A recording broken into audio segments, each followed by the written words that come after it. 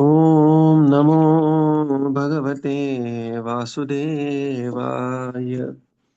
Om Namo Bhagavate Vasudevaya.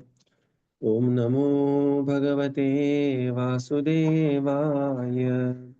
Narayanam Namaskritya Naram Jaiva Narottamam Devim Saraswatim Vyasam Tato Jayamudiraye.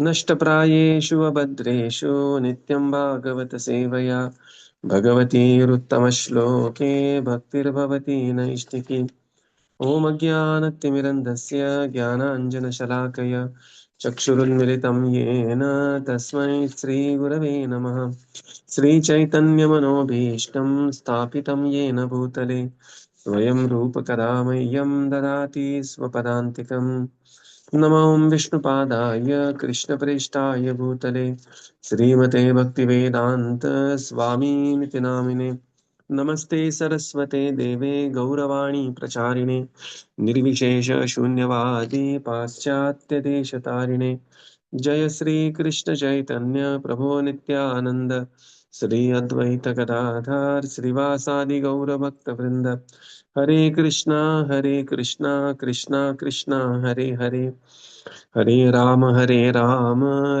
Ram Hare Hare. Hare Krishna. Reading from Śrīmad Bhāgavatam. By His Divine Grace, A.C. Bhaktivedanta Swami Srila Prabhupada ki jai. We are reading from Canto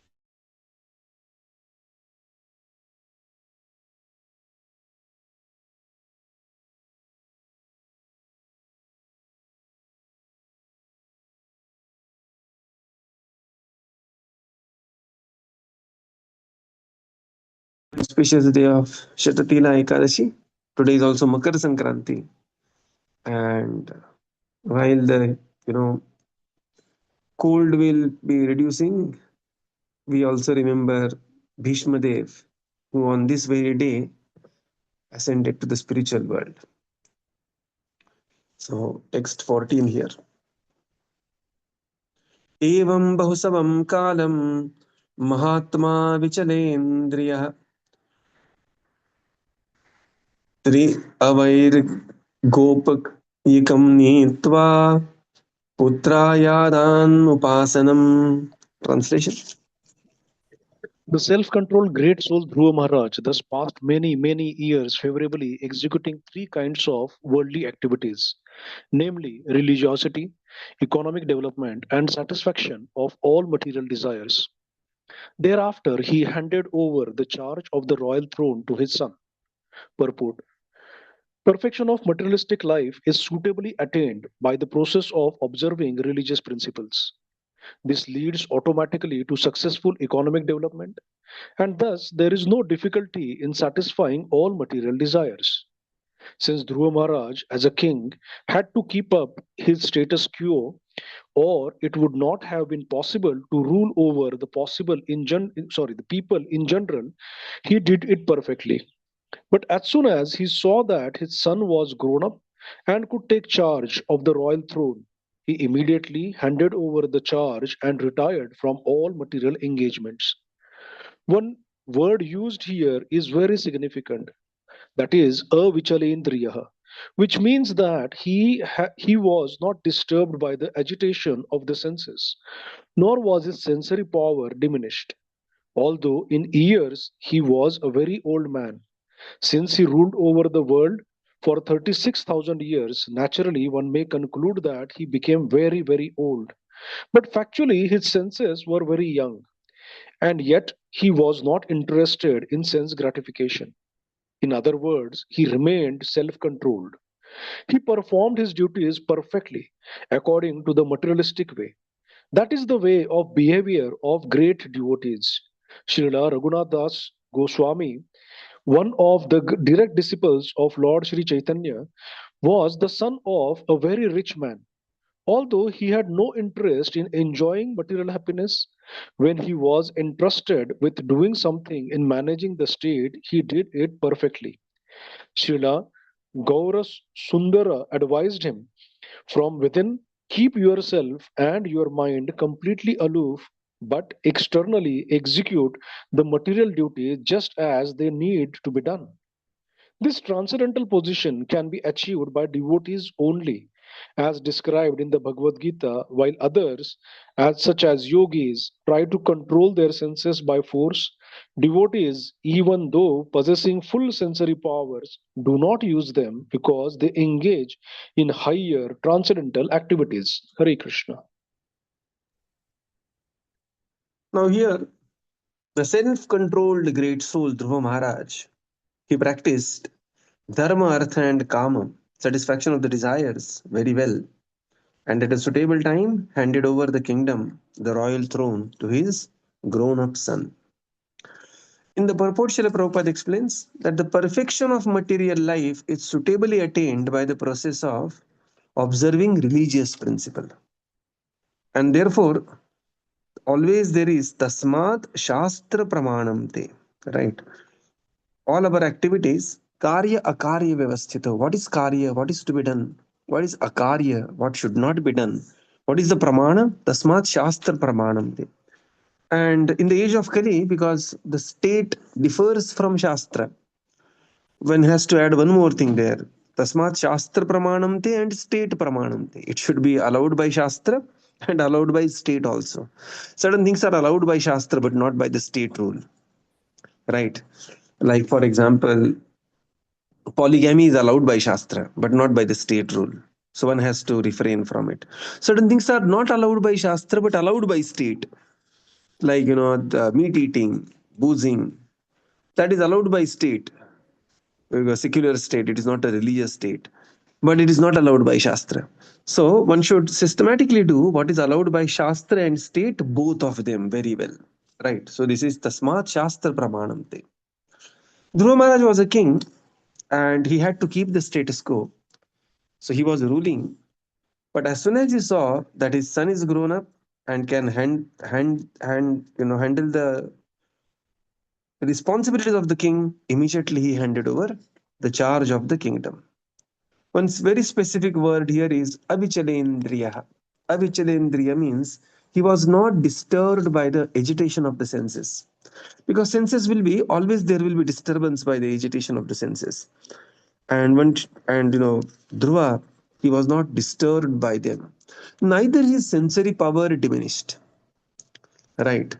Although he was a very old man, because he ruled for such a long period, 36,000 years, his sensory powers always remained young and he always restrained them by engaging in devotional service. Srila Prabhupada quotes the verse, Vishya vinivartante niraharasya dehina param drushtva nivartate. Because they were all, the senses were always having a better engagement, therefore they were never attracted to the process of sense gratification. So while being having everything, still being engaged outwardly, but inwardly one is a great devotee of the Lord. Srila Prabhupada gives another example here is Raghunath Das Goswami. So Raghunath Das Goswami was the son of the Hiranya Mujumdar and Govardhan Mujumdar. These are the his parent and uncle, father and uncle. And they came from a city, they came from a place called as Saptagram from Bengal. And Saptagram, it is said that, some of the prominent Vaishnavas from the Saptagram, they traveled to Kolkata and established the city of Kolkata. And Kolkata later became the kingdom of the British Empire. Britishers practically ruled from Kolkata, political kingdom of Delhi, but administrative capital was Kolkata. And that was established by the descendants of Raghunath Das Goswami. So Raghunath Das Goswami came from extremely rich family. Extremely rich family. I mean, you may have to add a couple of Elon Musk and then 3, 4 Bill Gates and like that. And that was the wealth of Raghunath Das Goswami. But he was absolutely not interested in any material activity. So when he met Chaitanya Mahaprabhu, Mahaprabhu told him very beautifully, he said that just like Mahaprabhu gave another analogy to him also and, to Rupa Sanatan also. But here Mahaprabhu would said that you ruled externally, but internally always pray to the Supreme Lord. And Raghunath, Das Goswami externally, excellently ruled for that 1 year. He handled his business very, very well. So from within, keep yourself and your mind completely aloof, but externally execute the material duties just as they need to be done. And this is the transcendental position. Only a devotee can do this, because externally, because devotee has this higher taste by the virtue of higher taste. Text 15, beautiful verse, we will recite this. Manyamanam idam vishwam Manyamanam मन्यमानम् idam इदं vishwam विश्वम् mayarachitamatmani मायारचितात्मनि mayarachitaatmani avidyarachitasvapno avidyarachita अविद्यारचितस्वप्ना swapna gandharvanagaropamam. gandharva गन्धर्वनगरोपमम्. nagaropamam. Translation. Translation. Srila Dhruva Mahārāja realized that this cosmic manifestation bewilders living entities like a dream or phantasmagoria, because it is a creation of the illusory external energy of the Supreme Lord. Purport. In the deep forest, it sometimes appears that there are big palaces and nice cities. That is technically called Gandharva Nagara. Similarly, in dreams also we create many false things out of imagination. A self-realized person or a devotee knows well that this material cosmic manifestation is a temporary illusory representation appearing to be truth. It is like a phantasmagoria. But behind this shadow creation, there is reality, the spiritual world. A devotee is interested in the spiritual world, not its shadow. Since he has realization of the supreme truth, a devotee is not interested in this temporary shadow of truth. This is confirmed in the Bhagavad Gita, Param Drishta Nivartate. Hare Krishna. Dhruva, he realized. Okay, now we understand, but progressive understanding with proper seva becomes a realization. What is the difference between jnana and vijnana? Knowledge and realized knowledge. Jnana, knowledge, when we do devotional service, jnana plus seva becomes vijnana. Right. So Dhruva realized that this cosmic manifestation bewilders the living entities, like like a dream or the phantasmagoria. Like a dream, sometimes we are so get involved in the dream, smiling, laughing. I mean, so many emotions will come out in the dream. Sometimes horrifying dream. Sometimes I know a devotee who gets the dream of 10th examination, although that devotee is now more than PhD and postdoc and everything. Because this is this is the passing illusion, and all this is a creation of illusory external energy of the Supreme Lord. This was the realization of Dhruva. In the purport, Srila Prabhupada explains that in the deep forest, sometimes it appears there are big palaces and the nice cities. And why in deep forest? When you are taking the flight, sometimes when you go above the clouds, sometimes within the cloud, one will see some formation of the cloud. And some cloud looks like a horse, some cloud looks like some wheel, some cloud looks like a city, or some cloud looks like a man, like that it is. Okay, so this is called as Gandharva Nagar. Gandharva Nagar means it exists only in imagination and not in the reality. Similarly, dreams also create many false things out of imagination. We may see some flying mountain, we may see golden peacock, we may see so many things we see in the dream. A self realized person or a devotee knows very well that this material cosmic manifestation is temporary. Similarly, the material life that we are undergoing is also a long dream. Dream doesn't mean it is not factual. It is factual, but it is temporary and ultimately serves no meaning unless it is diverted properly towards Krishna consciousness. It is like a shadow, but shadow will come only when there is a real object. So, real object there exists in the spiritual reality. Urdhvamulamada ashvatham prahuravyayam. But the shadow, and the shadow is also so bewildering, one gets lost in the shadow only. But devotee, that is not the case, because he has the higher taste. Param drishtva nivartate. Devotee can cross over the shadow of material existence. Text 16. आत्मस्त्रिपत्न्यसृहृदो बलं रुद्धकोशम् अन्तःपुरपरिविहार भुवश्च भूमण्डलं जलदिमेकलमाकलय्य कालोपसृष्टमिति स प्रययौ विशालाम्. Translation. Thus Dhruva Mahārāja at the end left his kingdom, which extended all over the earth and was bounded by the great oceans. He considered his body, his wives, his children, his friends, his army, his rich treasury, his very comfortable palaces, and his many enjoyable pleasure grounds to be creations of the illusionary energy. Thus, in due course of time, he retired to the forest in the Himalayas known as Badarikāśrama. Purport: in the beginning of his life, when he went to the forest in search of the Supreme Personality of Godhead, Dhruva Mahārāja realized that all bodily conceptions of pleasure are products of the illusory energy. In the very beginning, of course, he was after the kingdom of his father. In order to get it, he went to the search for the Supreme Lord. But later he realized that everything is the creation of the illusory energy. From the acts of Srila Dhruva Mahārāja, we can understand that somehow or other, if one becomes Kṛṣṇa conscious, it does not matter what his motivation is in the beginning, he will eventually realize the real truth by the grace of the Lord.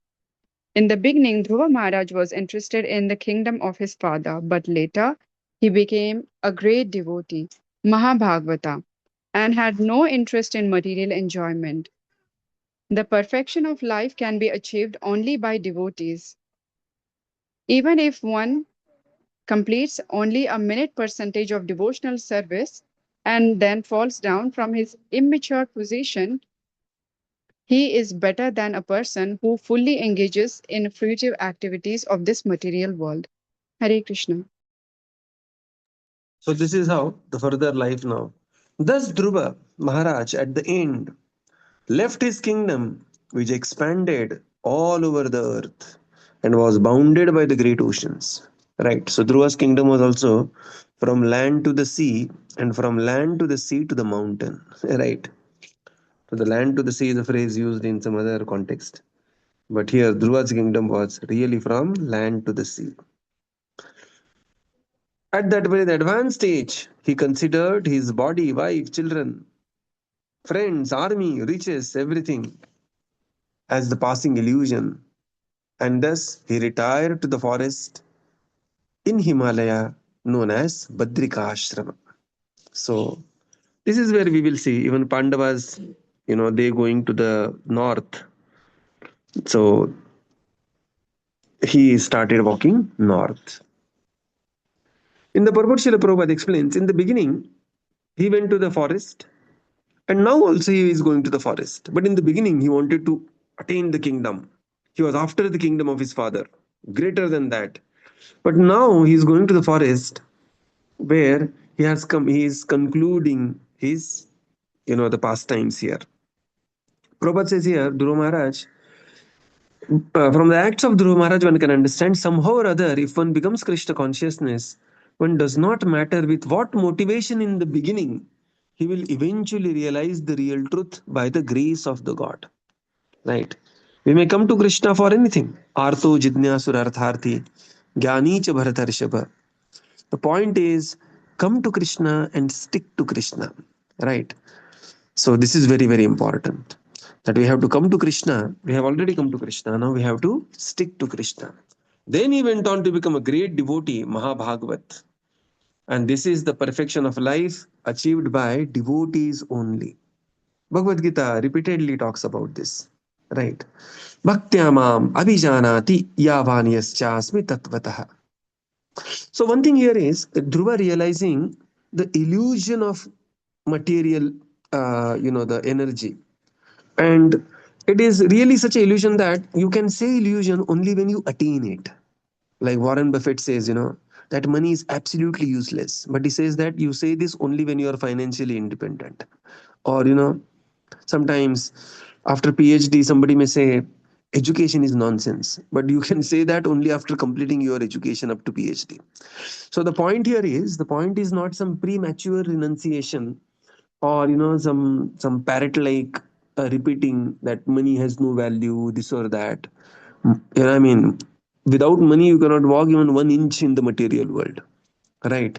But with after attainment of the money, after so Dhruva Mahārāja is this realization. Previous verse we have seen, you know what is the word, avichale indriya, that he had become very old, and these are the realization at the concluding part of his life. So the scriptures, they have to be understood in the correct context.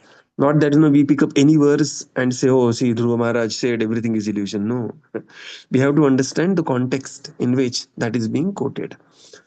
So therefore, in the beginning of the career, once Dhruva's goal was something else, his intensity was something else. During the midlife, he was something else, and at the end, at the concluding his life, it is something else. And realization will keep on building, and in line with the Shastra, this is how Dhruva Maharaj is conducting his life. Text 17. Tasyam Vishuddhakarana Shivavargigaya Badvasanam Jitamarun मनसारुताक्षः स्थूले दधार Bhagwati प्रतिरूप एतत् ध्यायंस्तद व्यवहितो विसृसृज्यत् समाधौ. Translation. In Badarikāśrama, Dhruva Mahāraja's senses became completely purified because he bathed regularly in the crystal clear purified water. He fixed his sitting position and by yogic practice controlled the breathing process and the air of life. In this way, his senses were completely withdrawn.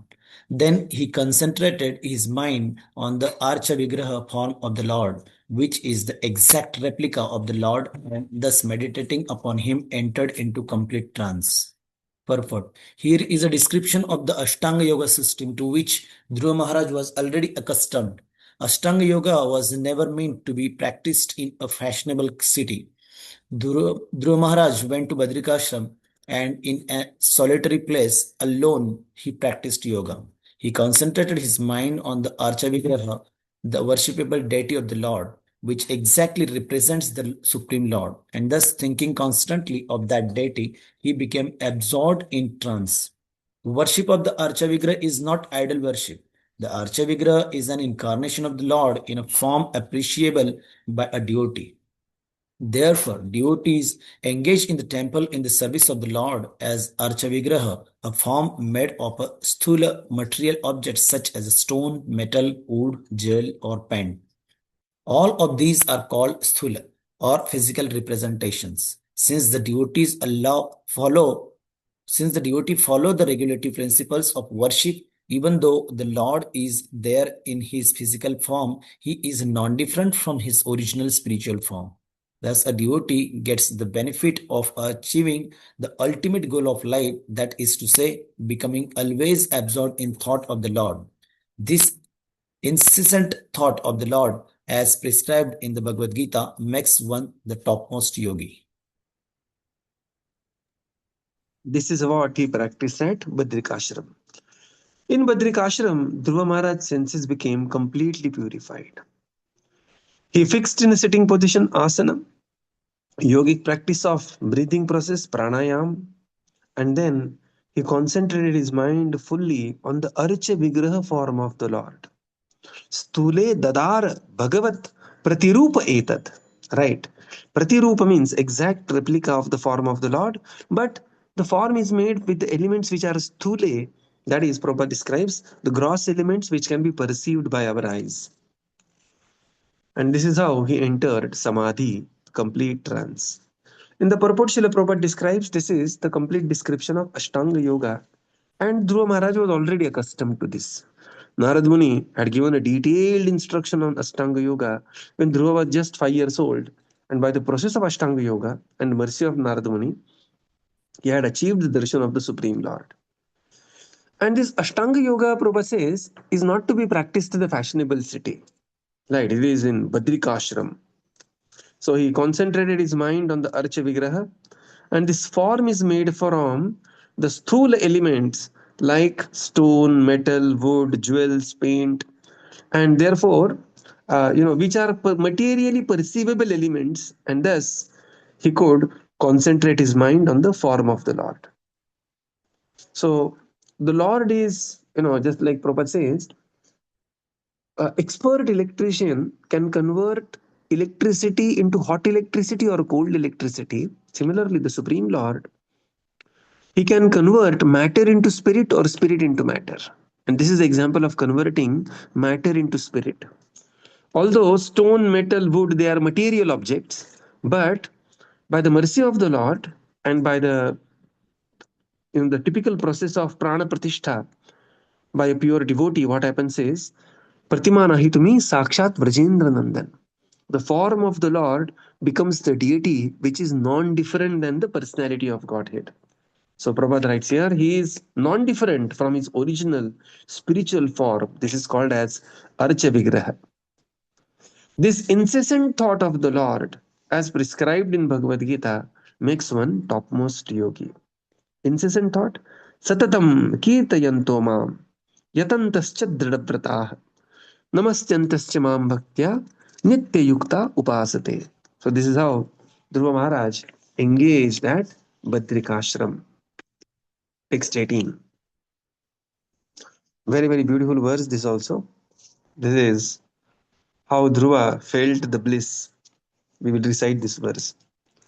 Bhaktim harau bhagavati prahavan ajasram Bhakti Haro Bhagavati Pravan Pravannatam ananda bashpakalaya muhuradhyamanaha Anand Ananda Bashpakalaya Bhaspakalaya Muhuradhyamana Yamana viklidhyamana hridaya pulakachitango Viklidyamana Hridaya Pulakachitango natma smadat rasasavati muktalingah.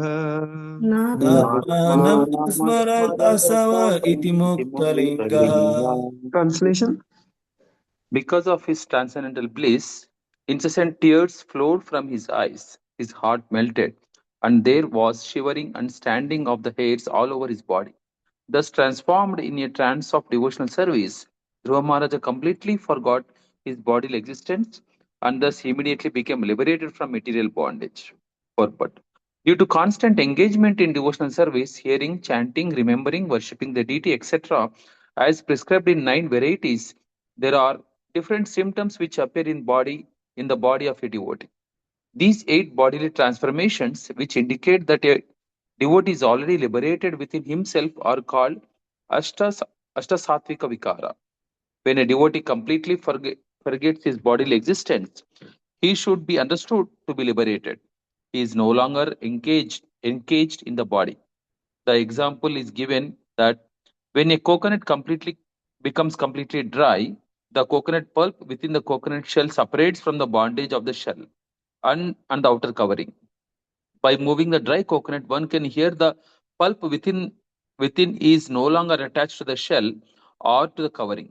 Similarly, when one is fully absorbed in devotional service, he is completely disconnected from the 2 material coverings, the subtle and the gross bodies. Dhruva Maharaj actually attained this stage of life by constantly discharging devotional service. He has already been described as a Mahabhagavata. For unless one becomes a Mahabhagavata or a first class pure devotee, these symptoms are not visible. Lord Chaitanya exhibited all these symptoms. Thakur Haridas also exhibited them. And there are many pure devotees who manifested such bodily symptoms. They are not to be imitated. But when one is actually advanced, these symptoms are exhibited. At that time, it is to be understood that a devotee is materially free. Of course, from the beginning of devotional service, the path of liberation immediately opens, just as the coconut taken from the tree immediately begins to dry. It simply takes some time for the shell and pulp to separate from one another. Yeah, long purport. We'll read in sections. Because of his transcendental bliss, Bhaktim Harau Bhagavati Prahasan Nachasya. Because he was constantly engaged in devotional service, the relentless devotional service, incessant flow of devotional service. What is the specific word used here in the previous? Tivraugham, Tivraugham Bhakti Mudvahan, right? This is how Tivra devotional service he was performing. His eyes and his heart melted. There was shivering and standing of hairs all over the body. Romanchakampa Shrutaranga Bhajo Vande Guru Sri Charanarvindam. Thus transformed in a trance of devotional service, Dhruva completely forgot his bodily existence, and thus he immediately became liberated from material bondage. Muktalinga. Ananda Bashpa Kalaya. So beautiful, beautiful effects of devotional service. In the purport, Srila Prabhupada explains, due to constant engagement in devotional service, there are various symptoms naturally appear in the body of a very advanced devotee. Right. So these are very important things. And these are called as Ashta Sattvika Vikar. When a devotee completely forgets his bodily existence, he should be understood to be liberated. And Prabhupada gives the example of a dry coconut. Sometimes we may see, nariyal, it has dried up completely so much that if you just shake it, it will make a sound, gada, gada, gada, gada. Raishampro makes that sound very nicely. Gada, gada, So what that means is that the coconut is completely detached from the shell, inner shell. So similarly, the soul is completely detached from the gross body and the material body. And this is the stage of Mahabhagavat devotee. And then only this Ashta Sattvic Vikar will appear on the body of a devotee. And these were exhibited by Thakur Haridas, also by Chaitanya Mahaprabhu, and many advanced devotees, even Srila Prabhupada. At times, very rare occasions, one day Srila Prabhupada was chanting this Jai Radha Madhava Kunja Bihari, and suddenly Prabhupada choked up his eyes, profusely there were tears. And Prabhupada was giving Bhagavatam class, and suddenly this happened. And devotees also were wondering what to do.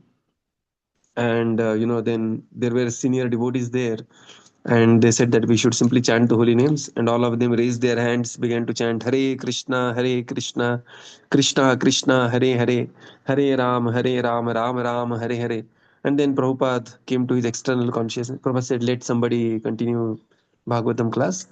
And Prabhupada left to his room. So these are the natural symptoms, and they are not to be practiced. Now in Vrindavan, there are some institutes, they will practice how to make, the romancha, how to make the hair stand on the end, how to produce this Ashta Sattvic Vikar. And you have some courses, basic Ashta Sattvic, advanced Ashta Sattvic, 5,000 rupees, 10,000 rupees. Bhakti is not so cheap. It is not some sahajiya like this. And you give some 500 rupees, they will tell you your position in the spiritual world, also Swarupa. And they will tell you that how you are peacock in this tree, under this tree. And all this kind of a cheapness goes on. But so Prabhupada says these are not to be imitated, but they will naturally occur when one is advanced enough in devotional service. Of course, Prabhupada says, from the very beginning of devotional service, the path of liberation is immediately opened. Just like one takes the nariyal off the tree, the nariyal begins to dry. But it will take some time for shell and pulp to separate from one another.